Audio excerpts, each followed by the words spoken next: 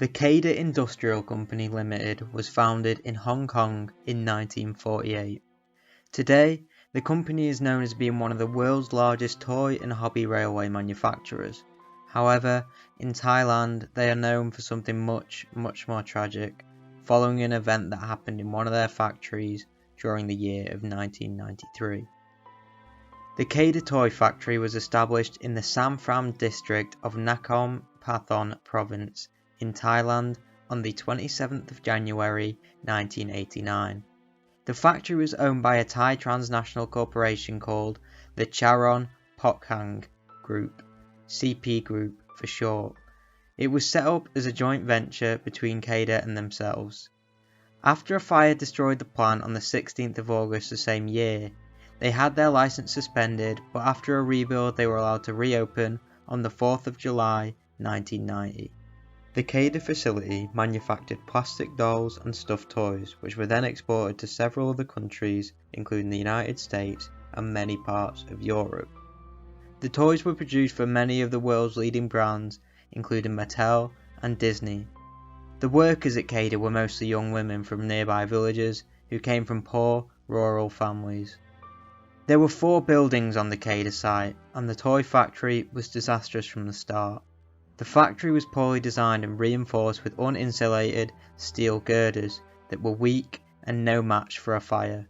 Furthermore, the fire exits depicted on the building's plans did not exist.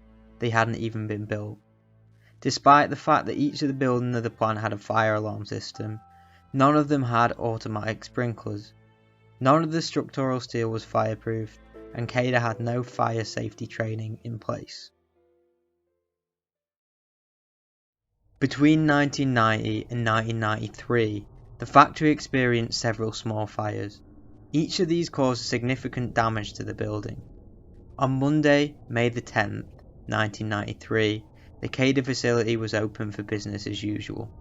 There was around 3,000 employees at the factory, and as the end of the day shift approached, one of the employees discovered a small fire on the first floor near the south end of Building 1 at approximately 4 p.m. The finished products were packaged and stored in this section of the building. Because the fire was said to be minor, workers on the upper floor were told to continue working. Security guards tried and failed to put out the fire, and at 4:21 called the fire brigade. The building quickly began filling with smoke and setting off the fire alarms. However, the alarm in Building 1 never went off as it didn't work. The fire spread rapidly through Building 1. Workers in the first building who attempted to flee discovered that the ground exit doors were locked, and the stairwells quickly collapsed on them as a result of the fire. To escape the flames, many workers jumped from the 2nd, 3rd and 4th floor windows, resulting in serious injuries or death. The fire also blocked the stairwell on the south of the building, which meant 1,100 staff members had to escape through a single stairwell. Firefighters arrived at the factory at approximately 4:40. 30 minutes later, Building 1 completely collapsed. This was followed by Building 2 and Building 3. The firefighters managed to save Building 4 and had the blaze under control by 7:45 p.m. By this point, the fire had killed 188 people and injured 469 more. These died of smoke inhalation, the flames, or the collapse of the building itself. It took days for emergency services to remove all the bodies from the rubble. It was reported that 80% of the victims that were rushed to hospital suffered serious injuries, and after all the bodies had been recovered, an investigation into the fire was launched. Because the portion of the facility where the fire had started was completely destroyed, determining the cause of the fire had proven pretty difficult. At first, investigators believed it was an electrical fault or even arson, but now believe a carelessly discarded cigarette was to blame. The staff member who carelessly discarded the cigarette was convicted and sentenced to 10 years in jail. The court, however, did clear 14 Cada executives, including the factory's managing director and engineer, of all charges.